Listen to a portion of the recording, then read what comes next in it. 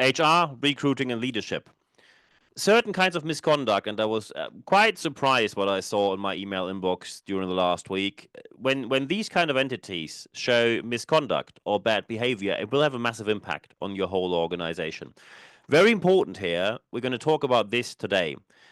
I have a couple of real cases that I brought with you. Every single one happened in reality, and believe me, you're going to be quite surprised about what some people and some organizations do to recruit their talent, or what they pretend to do to recruit their talent.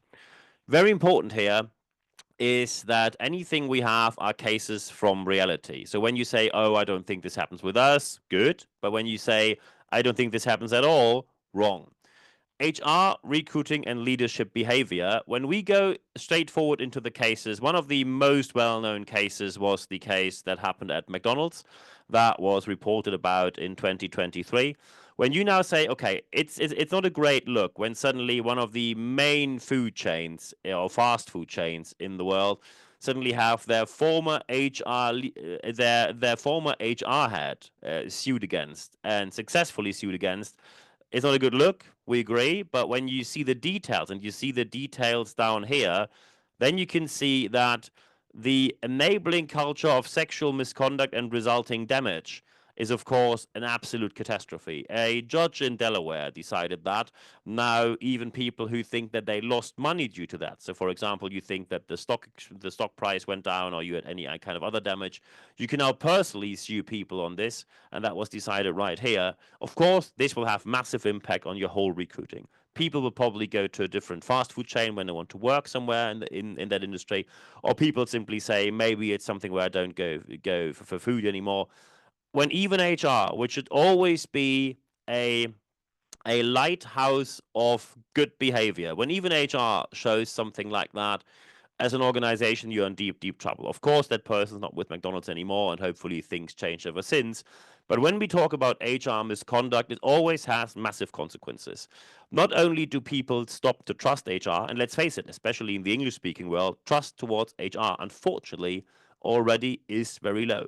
Many people say, and I quote, this is a quote which I heard a lot during the last expos. I was booked during Europe's largest expos, speaking there. I was a booked and paid speaker there. And many people came to me and said, I'm not trusting HR anymore. And when I asked them why, they said, look, when I'm a leader, HR will always be on my side to get people out if I want to get them out. So that's useful, but of course, any person knows that. When you are a team member, an employee, and you know some meeting happens with an HR person in the room, it usually means negative consequence, because why else would someone from HR be in there? One person even said that HR is always going to be on the side of the business, always going to be on the side of the leader, and always going to be more interested in their own reputation within the organization instead of really helping you or finding the truth out of what happened. One person even said HR is there to rat you out in any way. That is, of course, something I would not agree on. However, we have certain indication that, especially in the English-speaking world, the trust towards HR is low. That is still quite different in the German-speaking world, as you can spot by my charming accent. I am born and bred German before I then moved internationally. But we see that this is becoming an issue. And when we look at what usually then the results are in recruiting, usually the results of bad HR is bad recruiting and pseudo-scientific recruiting. And some of these methods, which I'm now going to describe here, were even reported in newspapers. Fortunately, newspapers took a very critical stance on the matter. When you see recruiting by lunch, that is where a manager took people for lunch. And one of the most crucial moments that manager said, he said, when someone gets their lunch and they put salt or pepper or any kind of spice into the food, then they're not going to hire them, because these people have prejudices without trying first. Good grief. Just who hires such people? Who allows people to do anything like that? Just imagine you are an executive and you say, I'm going to present to you the secret recruiting method. I'm going to present to you how you recruit the right people. And what's really crucial here is Salt and pepper. So most likely people will lose any respect towards you. This is, of course, complete pseudoscience. Maybe someone says, in due course of my whole life, I found out that no one likes to eat as salty as I like to do. So it's perfectly reasonable to assume that no canteen or no restaurant is going to serve you food which is salty enough for you. And that's why from the very beginning, you put salt or pepper or whatever else of spices in there. That is just reasonable. It's actually something positive because you learned from your past instead of eating food you do not like to eat. So, recruiting by lunch, pseudo-scientific nonsense. Recruiting by play.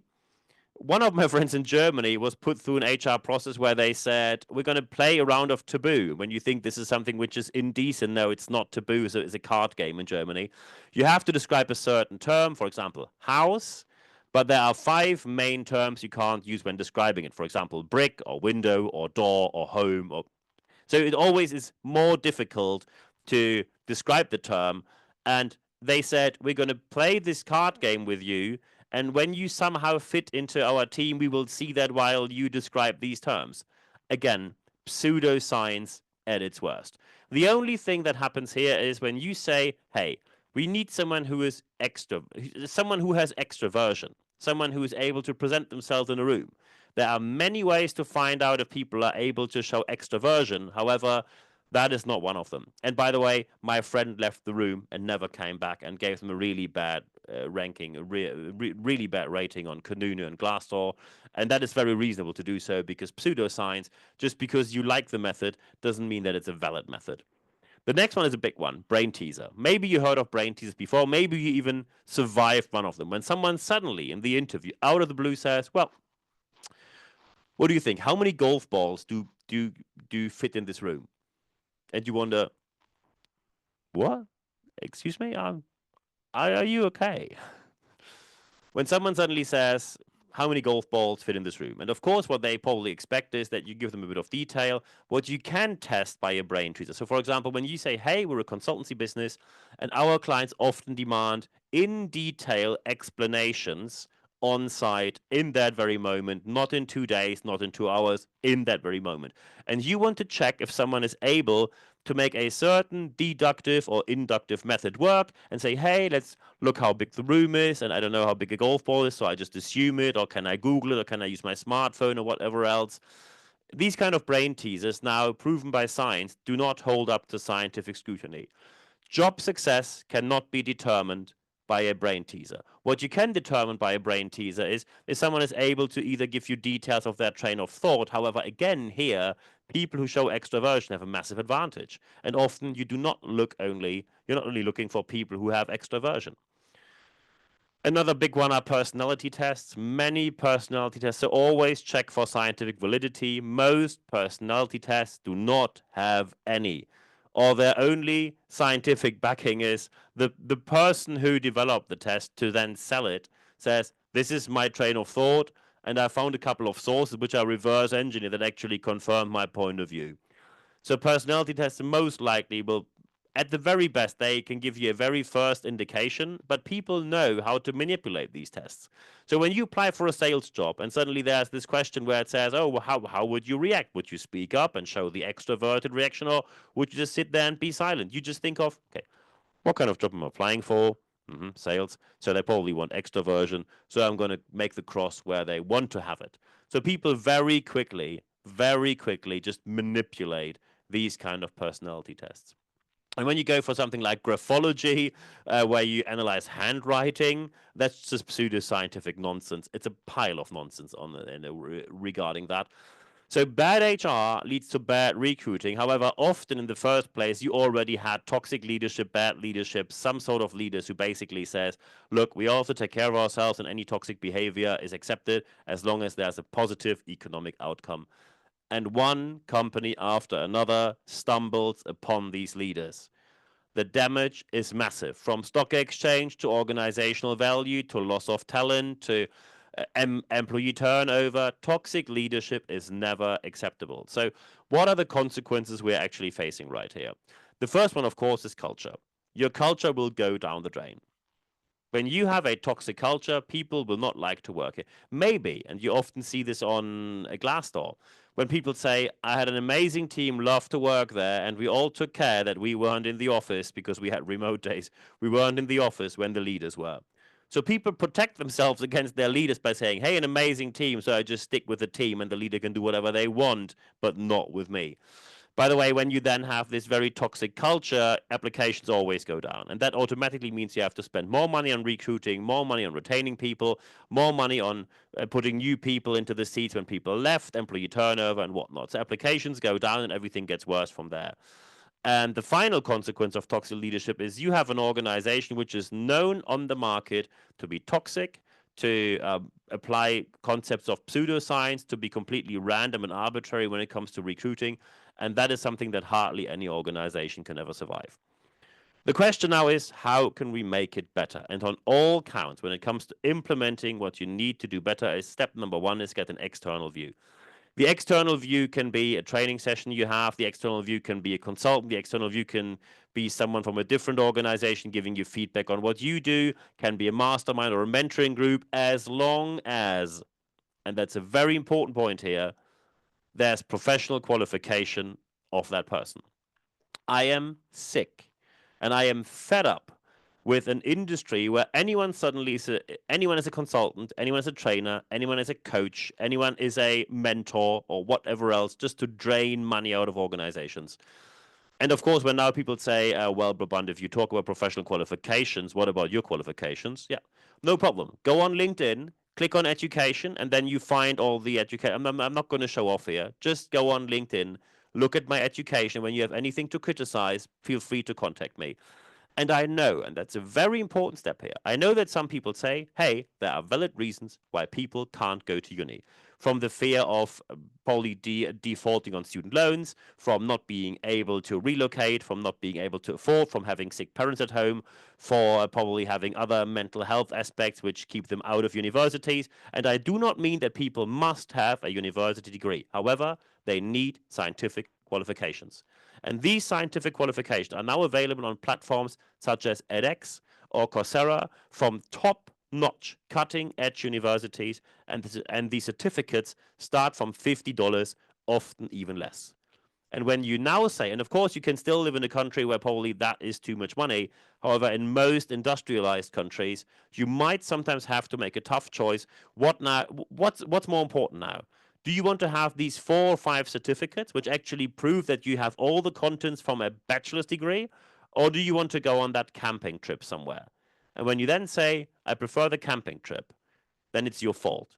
And you have no say on these kind of processes we're talking about right here, and including not having access to these jobs. Professional qualification is available, and it's available online from absolutely anywhere in the world. And for many, especially industrialized nations, it is affordable. 50 quid or even less is something that you can get together. You can get a full bachelor's degree, master's degree, or whatnot, with all the contents, with all the university level certificates. You can get all of that together for a couple of $100. In addition to that, you have University of the People, which is extremely cheap, or Open University, also extremely reasonably affordable. So you see that professional qualification has to be there. And I am very sorry to just say that here. If you do not have academic qualification and the academic knowledge, and I mean proof for that, you should have no say on these kind of processes, because most likely you're doing guesswork. Most likely you're doing something which you read somewhere in press. Most likely you do something where you know some leader up here will like what I say here, and that's why I will get the gig. And that doesn't help any organization. The external view needs to be qualified. And by the way, feel free to follow me on LinkedIn. There will be quite a number of qualifications coming up in the next couple of days and weeks. So professional qualification needs to be delivered. Everything you do must be based on science.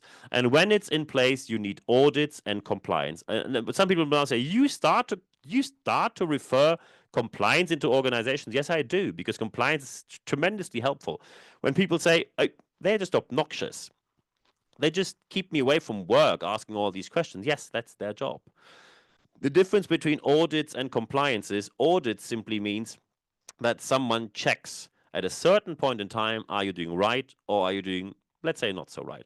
And the results usually are that audits say, well, that's where you do really great, and that's where you do okay or okay-ish or mediocre, and that's where you have fields of development, or actually you do pretty bad here, and then you need to change that. There is no punishment in it. When, of course, they find out that you did fraud, then there will be legal consequences, but that's your fault then. Audits are there to correct things that didn't go too well. Of course, you always want to have the highest level of audits and you always want to have the gold standard, but they are there to tell you what you can do even better, and that's tremendously helpful. Compliance is in place to have a constant guideline, a framework with which you can work.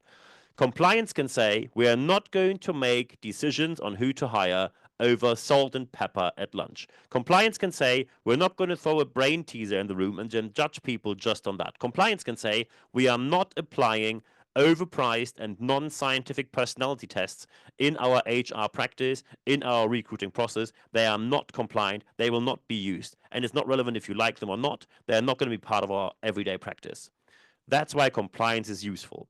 As soon as you do not have compliance, there will always be leaders with strong opinions, usually birthright privileged people, who say, I'm in this industry for 20 years. I know in 3 minutes if it's a fit or not, and I have a network and I get people from this network. Yeah. And this privileged category of people usually is white, male, straight, and cisgender. That is, by the way, scientifically proven that when you are in this category, you are massively birthright privileged. And you take people from your network, usually who are quite similar to you, often from the same network, same business club, same university, etc., etc. And then you hire them, and then you say, look at me, what a great leader I am. No, you're not. It's called isomorphism, iso for equal, morph for appearance. Equal people hire equal people. You like to hang out with people who are similar to you. And I give you a very simple example for that.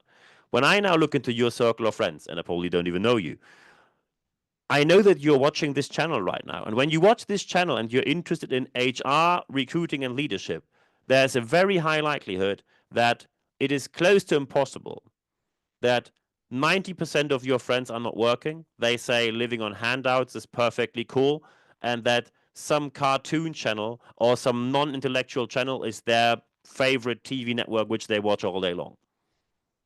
Highly unlikely, because you are interested in education, probably scientific education, as you have here, and then others will be attracted by you, and you have the same or similar, reasonably similar kind of people in your circle of friends. Maybe not all of them, but many of them. Audits and compliance, when they're done well, help you. So when you put all of this in place, when you have a great HR, you will usually have an excellent recruiting practice because you train them professionally and they're all professionally qualified based on science, proven evidence. And when your leaders deliver a great leadership experience and a great leadership, effectually great leadership, the organization in the culture in the organization will make people thrive. And that will make your whole organization a lot more successful. And I wish you all the best implementing this in your organization right now. And when you now say, oh, that is quite a bit of work, I think. Yes, it is. When you now say, hey, is there anything else I can do or anything else I can access? Of course you can. So first, of course, when you're listening here on YouTube, and feel free to leave a like here, subscribe to my channel, of course. Feel free to comment if you liked it or not, if you like to discuss. Maybe you have different points of view. I'm very happy to discuss anything. When you, of course, are listening on, for example, Apple Podcast or Spotify, feel free to leave 5 stars if you like. Thank you very much for doing so. Feel free to recommend the podcast or the video cast, the YouTube channel amongst your friends, colleagues, anywhere in business, anywhere in the world. Any listener, any person viewing this is welcome to get into the exchange to see what we can do to make the whole business world better. And by the way, another aspect which is now freely available are our YouTube Shorts. That's only available on YouTube, but of course for free, no advertising, no nothing. Every day I have at least one leadership tip, and I put them forward in the YouTube Leadership Shorts. These are tips, short tips, 60 seconds or shorter, which you can access via YouTube. You have to subscribe to my channel to see them. And you can see them, of course, when you go through the different playlists. And by the way, everything we do is available in English and German, of course. So feel free to subscribe to this channel and see the videos. Every week there's a video. And of course, YouTube Shorts are available as well. Apple Podcasts and Spotify weekly updates with the podcast every week. You can, of course, also go to my website, nb-networks.biz. To every single topic we talk about here, you find an article, and the article gives you even more insights. Feel free to read this and share this. Thank you very much for doing so. And when you say, well, I'd like to discuss something, but not publicly in the comment section, feel free to send me an email, nb@nb-networks.com. When you now say, hey, we need something very specific, like a training session or a coaching or a speaker for a conference or a mentor or a project and interim manager, feel free to contact me as well. These are the services I'm offering, of course. When you say, I'd just like to have a chat with you, feel free to email me as well. I'm available for absolutely anything. When you now say, I'd like to chat with you live, is that possible? Yes. We have live sessions, and there's one approaching in May very, very soon. Be sure that you go to expert.nb-networks.com. When you put your email address in there, you only receive one email every week. No worries. It's 100% content, ad-free guarantee. And then you see free access to all the articles, no paywall, no nothing. Free access to all the podcasts, no paywall, no nothing. It's 100% content, ad-free guarantee. And you see the date, time, and the access link, which we only share via the leadership letter. So feel free to join us for the next live sessions. However, and of course, by the way, you can, of course, connect with me on LinkedIn, on Instagram, on Facebook, on YouTube. All of these platforms are only used for business. So feel free to connect on there. And it's always 100% content, ad-free guarantee. The most important aspect, however, is the very last one. Apply what you heard in this podcast, because only when you apply what you heard, you will see the positive outcomes from what you just learned in your organization. And you obviously want to see that, because otherwise you wouldn't be sitting here and listen to me for all this time. I'm looking forward to hearing from you. If you need any kind of help, if you'd like to get in touch, just contact me anytime. I'm available 24/7, and I answer every single message within 24 hours or less. I'm looking forward to hearing from you. And at the end of this video cast on YouTube and at the end of this podcast on Spotify and Apple Podcast, there's only one thing left for me to say. Thank you very much for your time.